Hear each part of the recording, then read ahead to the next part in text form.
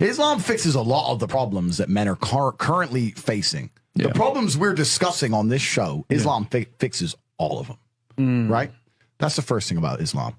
And I'm not a Muslim, right? If I had to choose a religion, I would, because I live in an Orthodox Christian country, I go to the Orthodox Christian church. I donate $20,000 a month to the church in the country I live in. The church in Romania is very powerful, and I like having church friends. So I give them a lot of money, right? So I would guess I'm an Orthodox Christian. But if I had to bet on one religion as if I were betting on the stock market for the future, you have to bet on Islam. Because Muslims are intolerant.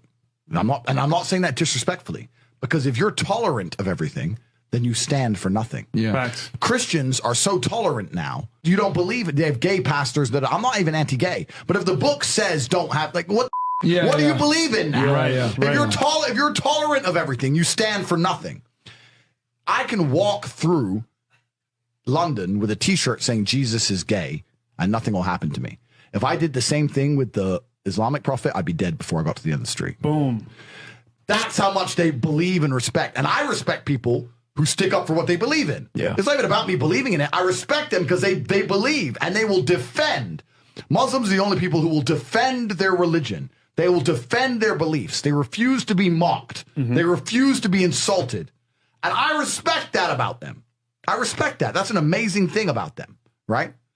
And the third point is, and I've been all around the world, some of the best countries in the world today are the first world Muslim nations. Qatar, you can go to Qatar, you can fall asleep with $1 million on your lap in the middle of the street. Nothing's going to happen to you. Saudi Arabia as well. You can go to Saudi, nothing will happen to you. You can go to Dubai, UAE, nothing's going to happen to you. They leave their cars parked with the keys inside. It's so safe. Wow. It's so safe.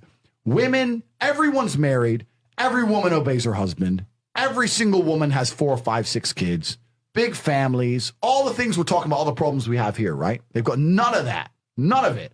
Because of Islam. Islam keeps society in the role where women obey their man. Women have children.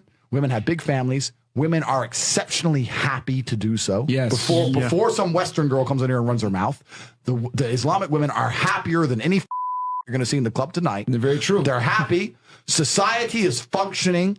Their population is growing because in most Western countries, the population is declining. Tim Cass was talking about it today. I was talking about we were two people have one Yeah. kid. Doesn't work.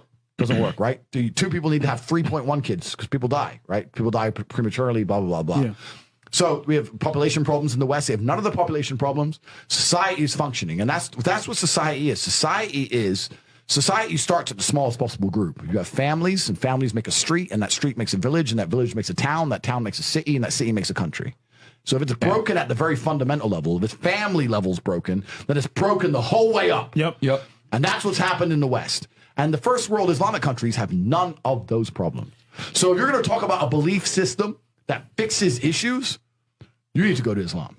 And I will say this that will fix everything. I just have absolute, even though I wouldn't identify as Muslim, I have absolute respect for the ideology, respect for the mentality, respect for the warrior aspect of it. I respect it. They don't play. They don't play. You can't insult their shit. But you can insult the church all day. You can make fun of it. There's a show on Netflix about a gay Jesus. That's a joke, right? Ha, ha, ha. And what do the Christians do? Nothing. Yeah. Christianity is a dead religion. If you're a Christian, and I'm saying this as a Christian myself, Christianity is a dead religion which is confined to the history books. It's dying out. Your own Pope.